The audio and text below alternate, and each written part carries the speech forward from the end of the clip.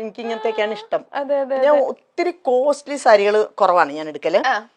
എന്നിട്ട് സാരികൾ എടുക്കും, പക്ഷെ വെറൈറ്റി പ്ലെയിൻ സാരി എടുക്കും, നല്ല വർക്കുള്ള ബ്ലൗസ് സെറ്റ് ചെയ്തിട്ട് അത് അങ്ങനെയാക്കും. അങ്ങനെ ഓരോന്നും എല്ലാം അങ്ങനെ തന്നെ, എല്ലാം വ്യത്യാസമായിരിക്കണം എന്ന് മാത്രമേ എന്റെ ആഗ്രഹമുള്ളൂ. ഇപ്പൊ ബ്ലാക്ക് ചേച്ചി ഉപയോഗിച്ച സാരി ഏതെങ്കിലും ഉണ്ടോ ഇവിടെ? അത് മുകളിലുണ്ട്, കുറെ ഉണ്ട്, ഞാൻ കാണിച്ചു തരാം.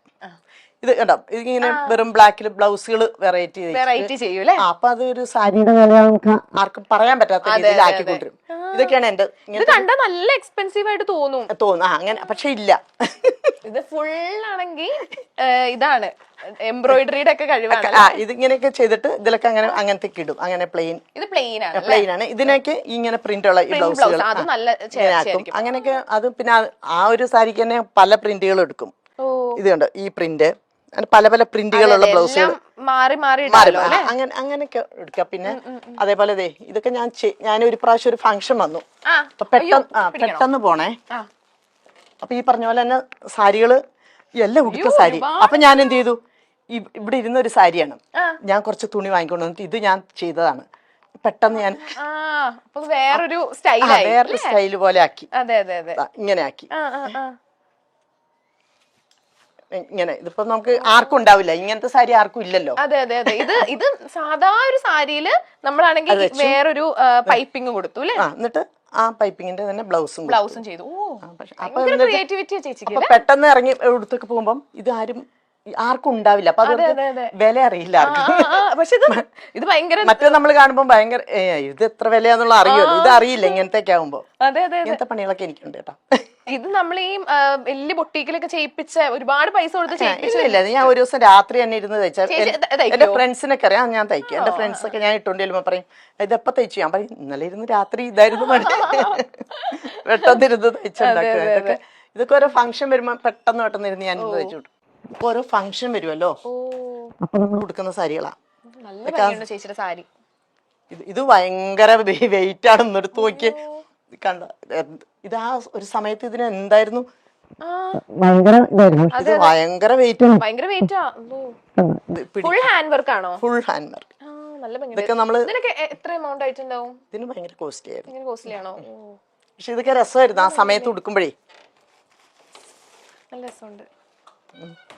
വേണം കൊണ്ടുവെക്കോ, വേണം എടുത്തോ.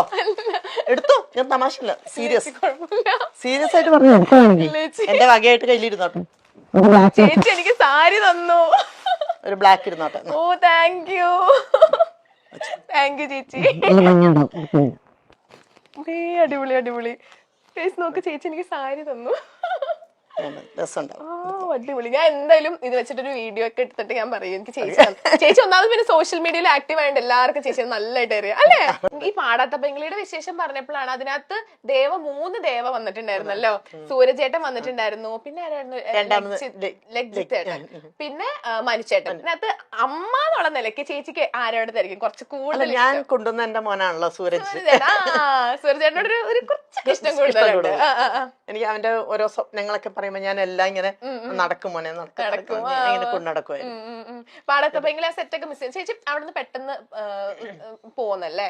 ഇല്ല, 3 വർഷം ഫുൾ സീരിയൽ കഴിഞ്ഞപ്പോഴാണ് പോകുന്നത്.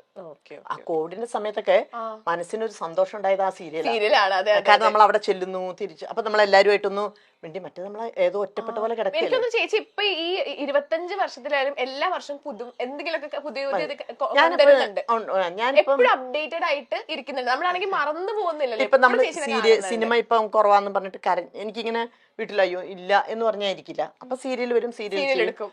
അതിനിടയ്ക്ക് ചെയ്യും. അതിനിടയ്ക്ക് ഇപ്പൊ ഈ അടുത്ത് ആവണങ്ങാട്ട് എന്ന് പറഞ്ഞിട്ടൊരു സോങ് ഉണ്ടായിരുന്നു. അപ്പൊ അതില് പിന്നെ നമ്മുടെ ഇവരുടെ അമ്മയായിട്ട് ഞാൻ പോയി ചെയ്തു. നമ്മുടെ സീരിയലിലൊക്കെ ഉള്ള പെട്ടെന്ന് പേര് കിട്ടില്ല, അമ്മയായിട്ട് ഞാൻ പോയി. ഞാൻ അതും 2 ദിവസത്തെ വർക്കായിരുന്നു. അപ്പൊ ഒരു രസമായിട്ട് അത് പോയി ചെയ്തു. അങ്ങനെ വെറുതെ ഇരിക്കില്ല. പിന്നെ അതിനിടയ്ക്ക് ഷോ വരുമ്പോ അതും ചെയ്യും. ഷോസ് ഒക്കെ എനിക്ക് ഭയങ്കര ഇൻട്രസ്റ്റ്. നമുക്ക് മടക്കി വെക്കാം അല്ലേ? ഇത് മടക്കി എടുക്കാം, എല്ലാം മടക്കി വെക്കാം. അല്ല അത് ഞാൻ പിന്നെ മടക്കി വെക്കാം. അല്ല അത് കുഴപ്പമില്ല, ഇത് ഞാൻ മടക്കി വെക്കാം. ഇത് മാറ്റി വെക്കാം. ചേച്ചി എനിക്ക് തന്ന സാരിയാണ് ഗൈസ്. അത് മാറ്റി വെക്കാം. ഇനി എങ്ങോട്ടാ നമ്മൾ പോകാൻ പോകുന്നേ? ഇതാണ് ഇതാണ്. ഇനി അങ്ങോട്ട് എന്താണ്? ഇത് നമ്മുടെ അടുക്കള. അതാണ് ചേച്ചിയുടെ ഏരിയ. ചേച്ചിക്ക് എനിക്ക് തോന്നുന്നു ഈ വീട്ടിൽ ഏറ്റവും ഇഷ്ടപ്പെട്ടത് ചേച്ചിയുടെ അടുക്കളയൊക്കെയാണ്. പക്ഷെ എങ്ങനെ കിടക്കുന്നത് എനിക്കൊന്നും പറയാൻ വയ്യ. നല്ല എന്താ പറയാ, ഒരു ഇവിടെ കൃഷ്ണൻ കൃഷ്ണനല്ലേ? സോറി, അത് കൃഷ്ണൻ. ഇതാരാ? അത് കൃഷ്ണന്റെ. സോറി, അത് രണ്ടും കൃഷ്ണന്റെ. സോറി, എനിക്കറിയത്തില്ല. ഓക്കെ, ഇവിടെ ഭയങ്കര ബ്യൂട്ടിഫുൾ ആയിട്ട് എല്ലാം. ഇത് ഗസ്റ്റുകൾ വരുമ്പോ കൊടുക്കാനുള്ള ഇതായിരിക്കും അല്ലെ? കപ്പും സാധനങ്ങളും. ഇവിടെ കുറച്ച് പേരല്ലേ വരുള്ളൂ.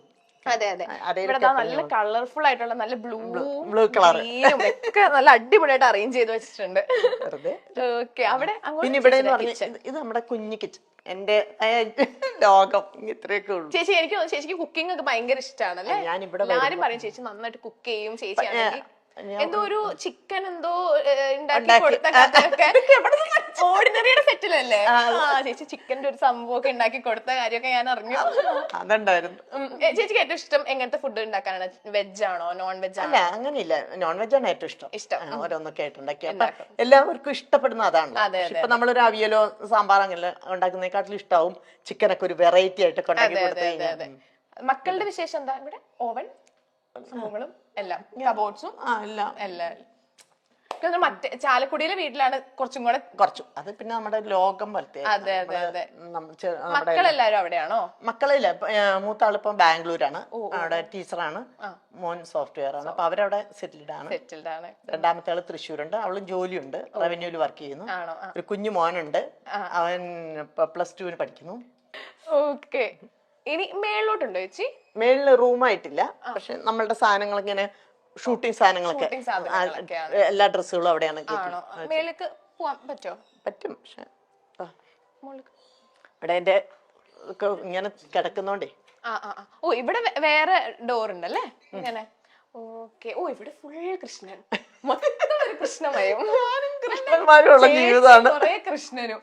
ഞങ്ങളുടെ ജീവിതം ഇങ്ങനെയാണ്. അതെ അതെ. അതെന്താ വെച്ചാല് കുട്ടികളൊക്കെ കല്യാണം കഴിഞ്ഞ് പോയതിനു ശേഷം നമ്മള് ഒറ്റപ്പെട്ട പോലെ നിൽക്കുകയാണല്ലോ. അപ്പൊ എന്റെ ഏക സങ്കടം പറയാനും സന്തോഷം പറയാനും എന്തിനും വന്ന് ഇവിടെയാണ് ചേരുന്നത്. കാരണം അപ്പുറത്തൊരു കൃഷ്ണൻ ഇരിക്കില്ലേ, അതൊരു വലിയൊരു കൃഷ്ണൻ. ആ കൃഷ്ണനെ ഞാൻ കട്ടിലേക്ക് കടത്തുമായിരുന്നു. കാരണം തൊട്ടടുത്തൊക്കെ കള്ളന്മാര് കയറി ഭയങ്കര പ്രശ്നങ്ങളായേ. അപ്പൊ എനിക്ക് ഭയങ്കര പേടിയായി.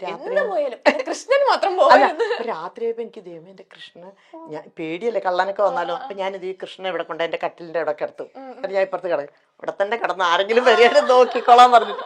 പക്ഷെ എനിക്ക് ഇതുവരെ എനിക്ക് പേടി എന്ന് പറഞ്ഞ സാധനം ഉണ്ടായിട്ടില്ല. ഭയങ്കര ധൈര്യമാണ് എനിക്ക്. അതെ അതെ. അത് ഫുൾ കൃഷ്ണൻ വീട്ടിലുള്ളതിന്റെ ഒരു ഇത്. എനിക്കൊരാളെ പോലെ ഇപ്പൊ എനിക്ക് എന്തെങ്കിലും സങ്കടമൊക്കെ വന്നാൽ ഞാൻ അവിടെ പോയിട്ടാണ് പറയാം. പക്ഷെ നടക്കത്തില്ല. പക്ഷെ കുറേയൊക്കെ ഏറ്റവും അവസാനം ആകുമ്പോ നടക്കും. ആദ്യമൊന്നും നടക്കൂല. അപ്പൊ എനിക്ക് അപ്പോഴും ചില സമയത്ത് തന്നെ മനസ്സിലാക്കും അവസാനം ചെയ്യും. ഏറ്റവും അവസാനമായിട്ട് കൃഷ്ണനാണെന്നൊക്കെ ഭയങ്കര ഇഷ്ടമാണ്. ഒരു ഗണപതി ഉണ്ടല്ലോ ഇവിടെ. ഉണ്ട് ഗണപതി. ഇവിടെ എന്ന് പറഞ്ഞാൽ ഒന്നും ഇല്ല കേട്ടോ. നിങ്ങള് ഇതൊക്കെ എടുത്ത് ആൾക്കാരെ കാണിക്കല്ലേ. അവിടെ ഇവിടെ എന്റെ തുണികള്, എന്റെ ഷൂട്ടിംഗ് തുണികളുടെ ബഹളമാണ്. ഇവിടെയാണ് ചേച്ചി തുണിയൊക്കെ. ഷൂട്ടിങ്ങിന്റെ സാരികളാ, മൊത്തം സാരികളാ ഇവിടെ. അയ്യോ, ഇവിടെ ഒരുപാട് സാരികളുണ്ടല്ലോ. ഇവിടെ ഒത്തിരി ഉണ്ട്. ഇവിടെ ഒത്തിരി സാരികളുണ്ട് കേട്ടോ. നമ്മൾ നേരത്തെ കണ്ടത് ഒരു ചെറിയൊരു വേർഷൻ. അതിലും കൂടുതലുണ്ട് ഇവിടെ. ഇതിന് രണ്ടിലും കൂടി കൂടുതലുണ്ട് ചാലക്കുടിയില്. ചാലക്കുടിയിലും ഒക്കെ ആയിട്ട് ഇതൊക്കെ നമ്മള് ഇപ്പോഴും ഒരു ഷൂട്ടിങ്ങിന് വേണമല്ലോ. അതെ അതെ. നമുക്ക് സാരികളുടെ ബഹളമാണല്ലോ. ചേച്ചി കൂടുതൽ സാരികളാണോ പുറത്ത്? എനിക്കൊന്നും ചേച്ചി കൂടുതൽ ഇങ്ങനത്തെ ഡ്രസ്സൊക്കെ ആയിരിക്കും. സാരി ഉടുക്കൽ കുറവാണ്. ഇത് ഫുൾ നമ്മുടെ ഷൂട്ടിങ്ങിനുള്ള സെറ്റ് മുണ്ടും അങ്ങനത്തെ സാരികളാണ്. ഇത് സാധാരണ ചേച്ചി ഉടുക്കാറുള്ള പോലത്തെ സാരികൾ. ഇതൊക്കെ ഷൂട്ടിങ്ങിനാ. ഓക്കെ. ഇനി അവിടെ എന്താ ചേച്ചി? ഇത് ടെറസാണ്. ഒരു നീണ്ട. അവിടെ നിറയെ കിളികളുണ്ട് അപ്പുറത്ത്. അപ്പൊ അത് നോക്കി വർക്കൗട്ട് ചെയ്യുന്നത്. ചേച്ചി വർക്കൗട്ട് ചെയ്യാറുണ്ടോ? ആദ്യം ഇപ്പൊ ഞാൻ എല്ലാം കൂടെ കയറ്റി വെച്ചാൽ ഞാൻ പറഞ്ഞ വൈറ്റ് വാഷ് വർക്കൗട്ട് ചെയ്യും. അതാണ് ഈ സൗന്ദര്യത്തിന്റെ എപ്പോഴും ഇങ്ങനെ ചുറുചുറുക്കോടെ ഇങ്ങനെ നടക്കുന്നത്. വർക്കൗട്ടും അല്ല എങ്ങനെ ഇപ്പോഴും നോക്കി എപ്പോഴും ചേച്ചിനെ കാണുമ്പോ ഒരു ഐശ്വര്യാണ്. അങ്ങനെയുണ്ടോ? അല്ലേ? ഇല്ല, ഞാൻ എന്താന്നറിയോ മോനെ, എനിക്ക് തോന്നുന്നു ചേച്ചി എല്ലാം ഇന്റർവ്യൂലോ എവിടെ പോലും ചേച്ചിയുടെ അടുത്ത് ആദ്യം ചോദിക്കുന്ന ഒരു കാര്യം എങ്ങനെയാണ് എപ്പോഴും ഇങ്ങനെ. ഇല്ല, ഞാൻ എന്താന്നറിയോ, വല്ലാണ്ട് ഇങ്ങനെ ടെൻഷൻ അടിച്ച് അതിനെ കുറിച്ച് ചിന്തിച്ച് മനസ്സിതാക്കൂല. ഞാൻ തന്നെ ഓർക്കും ഇത് അങ്ങനെ ആക്കിയിട്ട് ഒരു കാര്യമില്ല നമുക്ക് ശരിക്കും കൊണ്ടുവരണമെങ്കിൽ നമ്മൾ തന്നെ വിചാരിക്കണം. അതെ അതെ അതെ തീർച്ചയായും. അപ്പൊ പിന്നെ ഈ വെറുതെ ടെൻഷൻ അടിക്കുന്ന നേരത്തെ എന്താണ് ഇതിന്റെ ഒരു പോംവഴി എന്ന് വിചാരിച്ചാൽ അതെ അതെ ഞാൻ അതുകൊണ്ട് കുറെ ടെൻഷനുകളൊക്കെ ഞാൻ തന്നെ കളയും. അതെ ടെൻഷൻ പകുതി നമ്മുടെ ലൈഫിൽ നിന്ന് ഒഴിഞ്ഞാൽ തന്നെ നമുക്കൊരു കുറെ ഇതുണ്ടാവുമല്ലോ. ഇതുണ്ട് അത്രേ ഉള്ളൂ അങ്ങനത്തെ. ചേച്ചി പിന്നെ പെട്ടെന്നാണെങ്കിൽ പാസ്പോർട്ട് എടുത്തിട്ട് 2-3 ദിവസത്തിനുള്ളിൽ പാസ്പോർട്ട് എടുത്ത് പെട്ടെന്ന് ഒരു ഷൂട്ടിന്റെ ലൊക്കേഷനിൽ പോയി എല്ലാ കഥകളും നാട്ടിക്ക് വരുന്നു. എന്റെ എല്ലാ കഥകളും അറിഞ്ഞിട്ട് പിന്നെ 300ഓളം സിനിമകൾ താരം ഇതിനോടകം മലയാളത്തിൽ ചെയ്തു. കൂടാതെ മെഗാ സീരിയലുകളിലടക്കം ഗംഭീര വേഷങ്ങൾ ചെയ്തു. സിനിമാ പ്രേമികൾക്ക് അംബിക മീശമാധവനിലെ പിള്ളേച്ചന്റെ ഭാര്യയും സീരിയൽ പ്രേമികൾക്ക് പാരിജാതത്തിലെ അമ്മായിയുമാണ്. ഈ കഥാപാത്രങ്ങളുടെ പേരിലാണ് ആളുകൾ അംബികയോട് സ്നേഹം പ്രകടിപ്പിക്കാൻ എത്തുന്നത്. ചിങ്ങപ്പെണ്ണിന് കണ്ണെഴുതാൻ എന്ന ആൽബത്തിൽ സുരേഷ് ഗോപിയുടെ അമ്മയായി അഭിനയിച്ചുകൊണ്ടാണ് അംബിക മോഹൻ ഈ രംഗത്തേക്ക് കടന്നു വന്നത്. മക്കളെ വിവാഹം ചെയ്തയച്ച് സ്വസ്ഥമായി കഴിയുന്ന കാലത്തായിരുന്നു അംബികയെ തേടി അവസരങ്ങൾ എത്തിയത്. KCB എഞ്ചിനീയറായി റിട്ടയർ ചെയ്ത ചന്ദ്രമോഹനാണ് അംബികയുടെ ഭർത്താവ്. 2 പെൺമക്കൾ ദിവ്യയും റോമിയും. 2 പേരും ടീച്ചർമാരാണ്. ഇപ്പോൾ അംബികയ്ക്ക് കൂട്ട് അമ്മയാണ്. ചാലക്കുടിയാണ് സ്വന്തം സ്വദേശമെങ്കിലും അമ്മയ്ക്ക് വാർദ്ധക്യ സഹജമായ അസുഖങ്ങൾ പിടിപെട്ടതോടെ ചികിത്സയ്ക്കും ഷൂട്ടിംഗ് ആവശ്യങ്ങൾക്കും എല്ലാമായി എറണാകുളത്താണ് ഇപ്പോൾ അംബികയുടെ താമസം.